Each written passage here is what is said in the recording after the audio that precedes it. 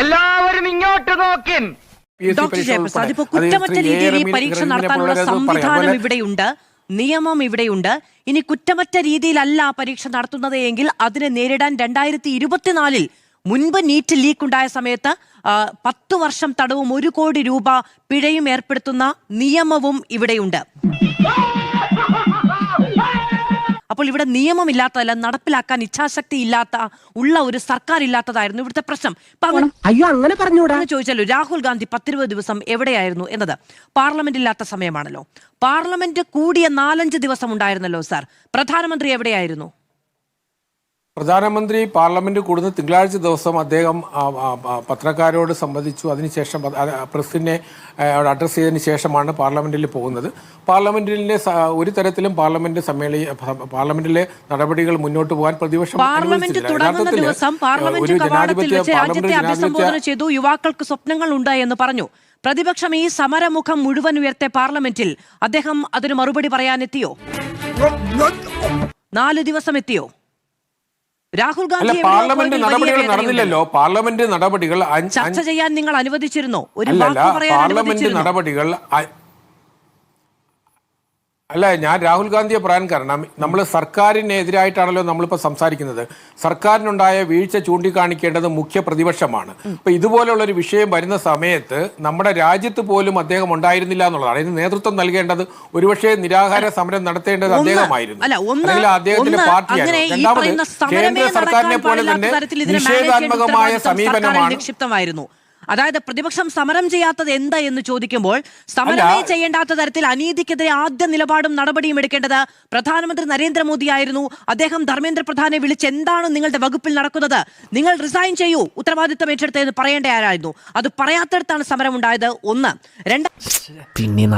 രണ്ടാമത്തേത്, ശരി, രാഹുൽ ഗാന്ധി 10-20 ദിവസം ഉണ്ടായിരുന്നില്ല പാർലമെന്റ് നടക്കാത്ത സമയത്ത്. ഈ സമരം അതിന്റെ മൂർധന്യാവസ്ഥയിൽ വരുമ്പോൾ പ്രധാനമന്ത്രി എങ്ങനെയാണ് രാജ്യത്തോട് സംബന്ധിച്ചത്? എക്സിലൂടെ. അദ്ദേഹം പാർലമെന്റിൽ എത്താത്തതിന്റെ കാരണം എന്താണ്? അങ്ങേക്ക് അറിയാമോ? അങ്ങേക്ക് പറയാമോ? ദൈവമേ, ഇപ്പൊ താഴെ നിന്ന് മനുഷ്യനല്ലേ ഇത്? ഇങ്ങനെ എങ്ങനെ മുകളിൽ കേറിയതല്ല, എന്നെ കേറ്റിയതാ. അല്ല, ഇന്ത്യൻ പ്രധാനമന്ത്രി പാർലമെന്റിൽ എത്തിയില്ല എന്ന് പറയാം. പാർലമെന്റിൽ എന്തെങ്കിലും നടപടി അവിടെ കഴിഞ്ഞ 5 ദിവസം പൂർണ്ണമായ സ്തംഭനമായിരുന്നു. നമ്മളെല്ലാവരും കാണുന്നതാണ്. പിന്നെ നമ്മൾ ഈ ചോദ്യത്തിന് എന്താണ് പ്രസക്തിയുള്ളത്? അതുകൊണ്ട് പാർലമെന്റ് പൂർണ്ണമായി നടപടിക്രമങ്ങൾ നടക്കുകയും സ്തംഭിച്ചത് അവിടെ പ്രധാനമന്ത്രിക്ക് ഒരു ചർച്ച പ്രതിപക്ഷം ആവശ്യപ്പെട്ടപ്പോൾ ചർച്ച നടത്താതിരുന്നിടത്തും പിന്നീട് രാജ്യ ആവശ്യം ഉന്നയിച്ചപ്പോൾ അതിനോട് അനുകൂലമായി പ്രതികരിക്കാത്തതും കൊണ്ടാണല്ലോ സഭ മുന്നോട്ട് പോകാതിരുന്നത്. അവിടെ പ്രസ്താവന നടത്താൻ പ്രധാനമന്ത്രി എവിടെയായിരുന്നു? ആഞ്ജനേയ സ്വാമി. അല്ല മാധു, കഴിഞ്ഞ 12 വർഷത്തെ ചരിത്രം എടുത്തു കഴിഞ്ഞാൽ ഇന്ത്യൻ പാർലമെന്റിൽ ഒരു ചർച്ചയും കാര്യമായി നടത്തില്ല. 12 വർഷം കൊണ്ടല്ല ഒന്ന് ഇന്ത്യൻ പാർലമെന്റ് ഉണ്ടായത്. നിങ്ങളൊരു പുതിയ കെട്ടിടം പണിതേന്നുള്ളൂ. അല്ല, അത് ശ്രീകോവിലായിരിക്കുന്ന ഇന്ത്യൻ ജനാധിപത്യം അതിന് മുൻപുണ്ടായതാണ് സാർ. അവിടെ ജനങ്ങൾക്കും പ്രതിപക്ഷത്തിനും മറുപടി ഉണ്ടാകേണ്ടതാണ്. പ്രതിപക്ഷ നേതാവ് സംസാരിക്കുന്ന ദിവസം പ്രധാനമന്ത്രിമാരുണ്ടായിരുന്ന ഇടമാണ് പാർലമെന്റ്. അവിടെ എവിടെയായിരുന്നു ഇന്ത്യയുടെ പ്രധാനമന്ത്രി? രാഹുൽ ഗാന്ധി നമ്മുടെ പാർലമെന്റില് ഭരണപക്ഷത്തിനും പ്രതിപക്ഷത്തിനും ഒരുപോലെ ഉത്തരവാദിത്വമുണ്ടല്ലോ. അത് നമ്മൾ അത് മറച്ചു വെച്ചിട്ട്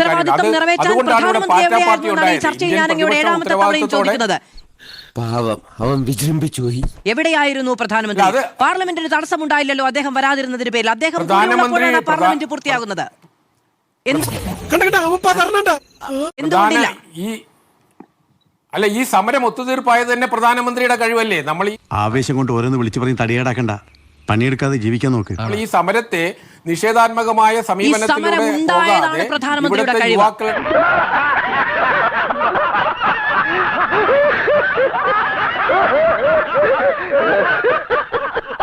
കേട്ടോ, ഈ സമരം ഉണ്ടായതാണ് പ്രധാനമന്ത്രിയുടെ കഴിവ്.